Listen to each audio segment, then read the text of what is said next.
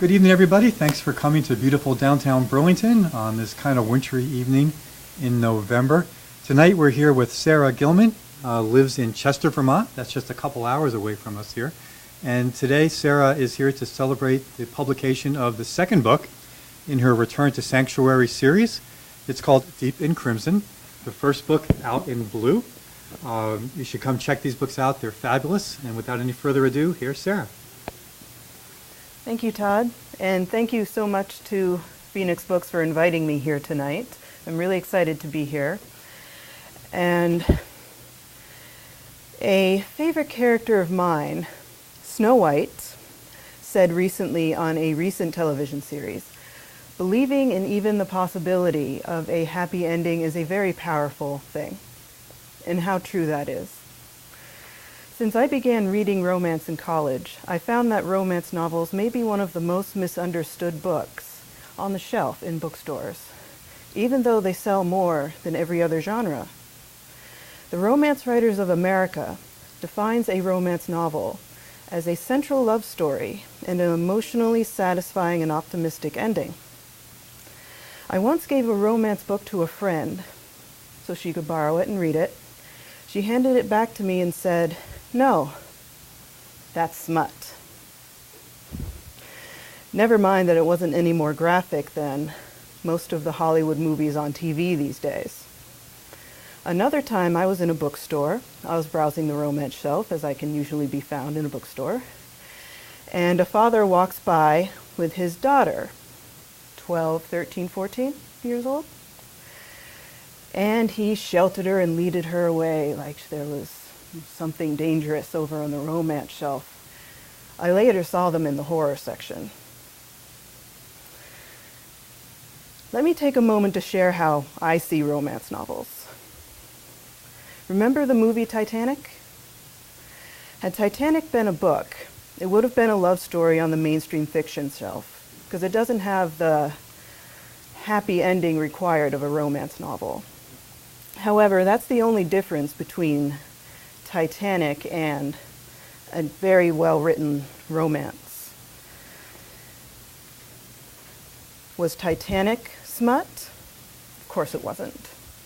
In Titanic, a young woman changed her life, fell in love, and survived a tragedy all at the same time. Romance stories send powerful messages to both men and women. You can fall in love and save the family business after a hurricane. You can have a happily ever after and save the world from a vampire army. Characters, especially female characters, don't have to choose between their goals, as they do in many mainstream stories. In horror, you have sex and you usually die. In romance, you can have anything you want if you're willing to confront challenges. Romances do not harbor damsels in distress. Romances feature strong women. Now, some say that happily ever afters are not realistic. Unfortunately, this is true in real life. But why do we read? For reality? No. We read fiction, not for reality. We read fiction to experience things we may never experience in real life. Not that I think true love is unrealistic, personally. That's why I choose to write in the romance genre. Paranormal romance are romances with a strong fantasy element: vampires, werewolves, witches, Greek gods. I've even had someone talk about garden gnomes.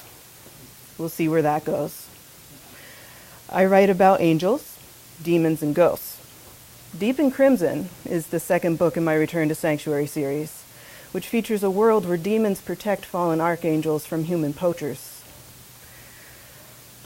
Both hated by humans, fallen angels and demons join forces together for survival in the world of the Return to Sanctuary series.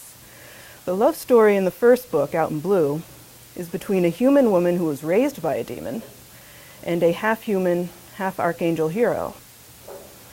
The romance is fast-paced and focuses on the idea that love can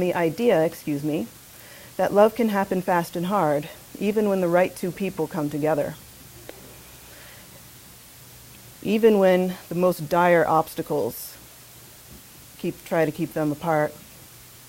I am a true believer in true love and love at nearly first sight, and these particular characters are the embodiment of that.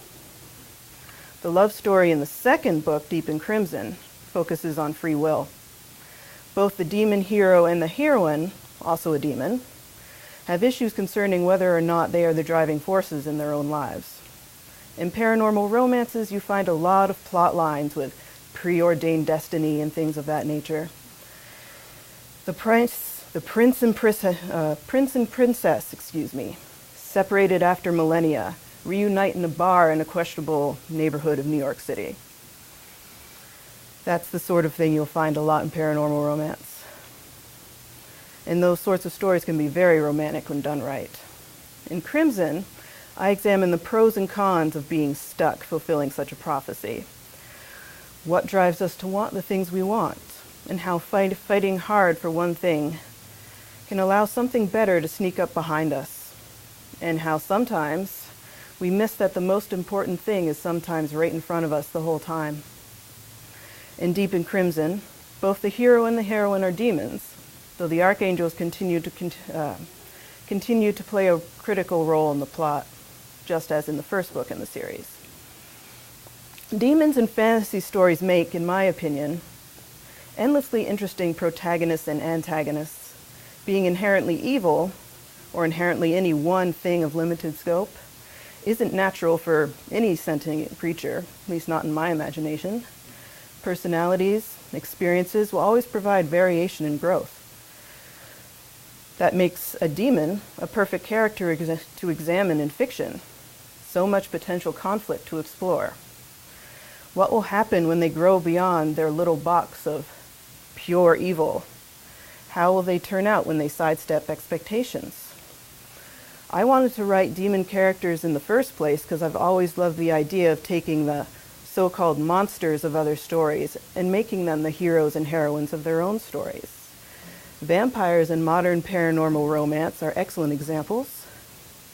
I've always been a fan of the more traditional vampire stories, Dracula, but I also love reading and writing how they overcome their darker natures to become the hero or the heroine, or both.